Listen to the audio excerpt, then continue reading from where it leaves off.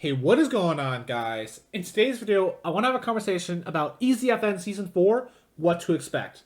You may be wondering why we're talking about this now, and it's because the developers very recently posted screenshots of Season 4 in active development and it running. So they're getting close, at least somewhat close, to getting it to work, and we should hopefully expect to see it soon. Now, exactly when, I don't know, but it's really exciting because Season 4, I think, is going to be a massive overhaul of the way the game is played compared to how it is now. And in today's video, we're kind of going to try and cover the big 5 topics, I think, that are really going to influence the way the game is played. We're going to be talking about which version of Season 4 EZFN is going to be based off of. We're going to talk about the much slower pace of the game and the change and shift away from mechanical skill, more to like strategic thinking in a sense. The massive reduction to mobility across the map, huge changes to the shotgun meta, and controller getting an L2 reversion, which is going to change the way controller is going to want to position itself to win engagements. Let's start out with which version it is. Now, we can tell it's probably going to be 4.1 or 4.2, and you may be wondering why. In one of the screenshots, which I'll show now, you can see Dusty Divot, and you can see that the roof over Dusty is completed. What that means is it must be 4.1 or later because 4.0 did not have that roof, and it has to be before 4.3 because 4.3 trees started to grow around the edge of the divot but still inside, but those don't exist. So it must be 4.1 or 4.2.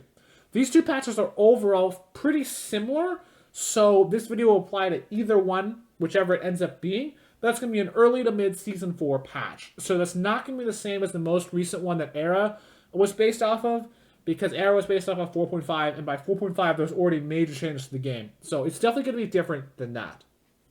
Now, in terms of the overall pace of the game, it's going to be much slower because this is going to be before the turbo build buff that decreased the time between builds from 0.15 seconds to 0.05 seconds.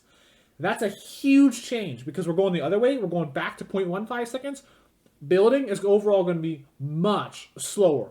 You can no longer pull off these crazy high ground retakes with quad edits. It's just not realistic to pull that off because turbo build simply won't let you do that. What that means is we're going to be seeing a big meta shift away from box fighting and really advanced build fighting to more of like basing up, more simple build fighting.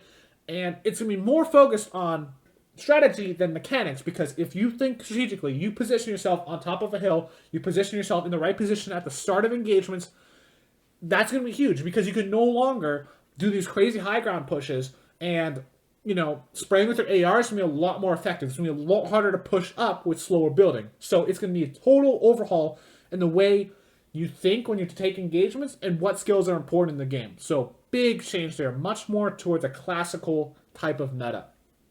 Now, there's also going to be a huge reduction in mobility. You will not have any vehicles. Let me repeat that. No vehicles. No shopping carts, no ATKs, driftboards, quadcopters, planes. None of that exists. No rift goes either. All you have is impulse grenades and hop rocks. That is going to have good and bad sides to it. It's going to take a really long time to find people, but what that also means is people will stay alive longer as after, early game when people clear out their towns and start moving, it's going to take much longer for people to find each other, so there's going to be more players at the end of the game.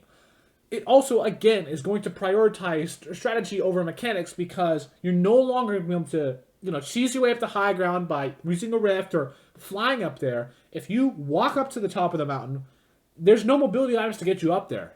So again, strategy will be much more important. You can no longer do these crazy plays, jumping up and taking high ground easily. That will no longer be possible. The next thing is the shotgun meta is going to be a lot more diverse, and double pump will overall be weaker. Right now, double pump is insanely busted, okay? The speed at which you can fire 2 pumps, right? With double normal pumps, you can fire 2 shots about half a second or so. With the double spaz, it's less than half a second. It's ridiculous how fast double pump works.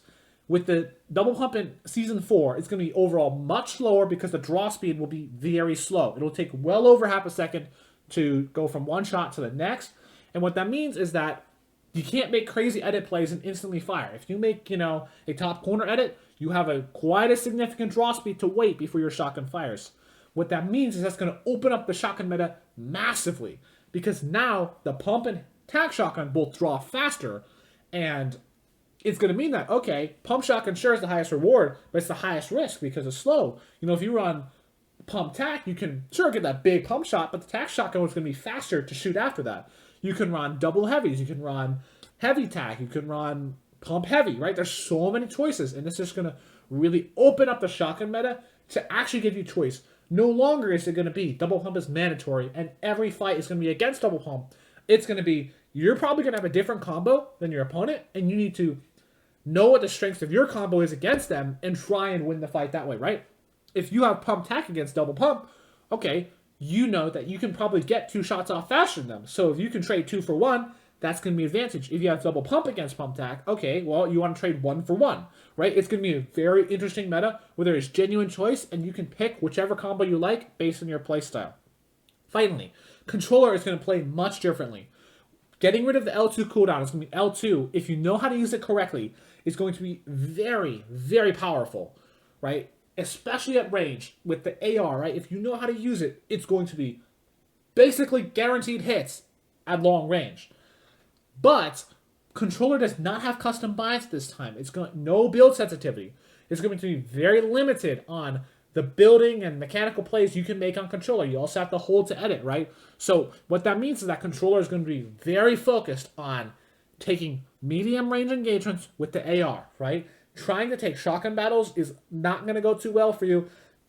Controller is going to be a totally different playstyle now, where it's very focused around, you know, using AR and SMG. Kind of like my gameplays on Era Season 7 and 8 when I played on EU. You're going to play a lot like that. You're going to play a very gun-heavy playstyle, not box fighting or anything like that.